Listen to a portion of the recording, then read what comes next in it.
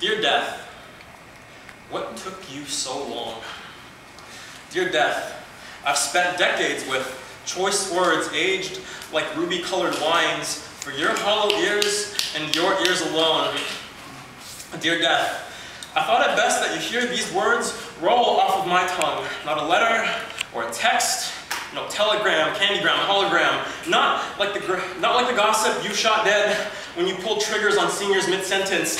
Dearest Death, dumbfounded as you stand, dulling the light of street lamps from my doorway while you hum my death song in D minor.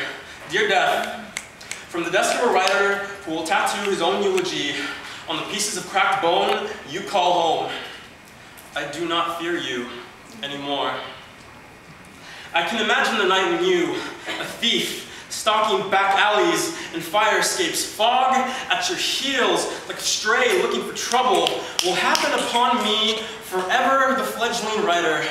Another night spent scribbling love letters and haikus just to pass the time.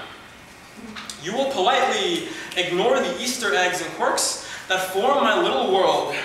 The waist-high stacks of half-finished writing, waiting for epiphanies like sun-stroked refugees praying for water. The way the stacks of books read can't stop losing themselves in the stacks of books that have already been read.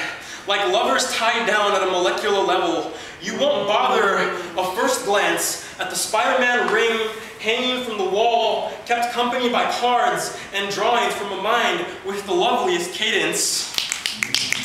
You will not bother to look at all. You've kept it business casual tonight. The robes at the cleaners, the ciphers in the shop. You've entered my safe place in the three-piece suit I loved so much I wore it to pieces. And the mask of a white rabbit on your head, someone told you I like irony. Neither of us will move against the other, me with pens empty, paper frayed, my words coming fewer and far between, and all the love I have to give, nestled in the rib cages of those I call mine. I know a corpse when I see one, staring at me in the mirror every morning. And you, cool, collected, colloquial jack of all bloodbaths with your plague rats, cholera, automatic weapons, A-bombs dipped in AIDS with bath salts. With bath salts for dessert when you crave a shot of the ultraviolence. You've got me cornered, but we both know you're rooted in place, done up fancy like a trick-or-treater in June, because you're petrified by how far my smile eclipses yours. Dear Death, I will come quietly, peacefully, contently. I thought about a big show, proverbial gunfight with modern medicinal machine guns, pacemakers to light a city, frozen heads to vacation with Walt Disney, but no, I will come quietly. I've already made a fool of you. No need to rub salt in the wound. Dear Death, as a last request, I'll ask that we stop in at my funeral first, so you may see my triumph. We'll take the scenic route so you may see the world the way I see it. Lights, sounds, and in between the lines, poets, people watching to paint mental pictures. The occasional bake sale with prices so non-existent people don't know what to do with themselves. And maybe, just maybe, if we listen closely, we'll hear Kevin and Liam somewhere. Living in the same home, still using their hands like puppets. But eventually, we'll get where we're going, and that will be the end of the both of us.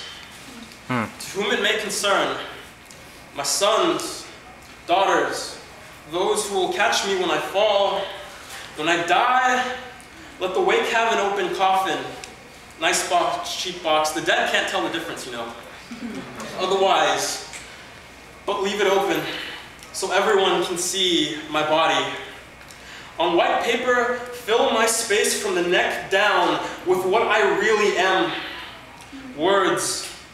I've had the privilege of spending my better years in the company of souls that breathe in the world at a different tempo than what I'm used to.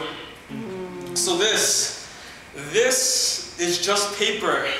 My body is every word I've ever committed to paper, the complete thoughts, the stuff I never got around to. This is me. But the space where my head is, would be, fill it with red paper so they know that's where I hid my hearts. And on that paper, tell them about where I kept my mind. Tell them of the man who could see the love letter between thunder and lightning for all of its little intricacies in ways we will never figure out. Tell them of the woman who chronicled the downfall of one of the greatest poets of our time, who broke his promise to us. They told me I should come down, cousin, but I flatly refused. I ain't dumbing down nothing. Where is he? Tell them of the man who sang the hymn of our generation and reminded us we are Power Rangers. Tell them of the man who wrote the letter to his daughter so that the whole world would know that he would call her his angel. And especially, tell them of the woman who politely sat down and told poetry that she was not neglecting him. She just wanted him to know there are better things in this world. And tell them of the man who cried out against the agony of the underdog everywhere when he politely told all of the snooty, uptight, heads in their own asses, won't give us a second thought women, when he politely told them, bitch, I'm adorable.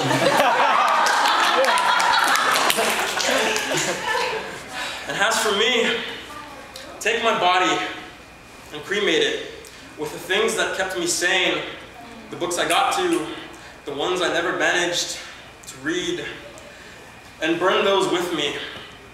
So when you scatter me across the earth, and years from now they ask you how I died, you will tell them, with his head held high, he was happy.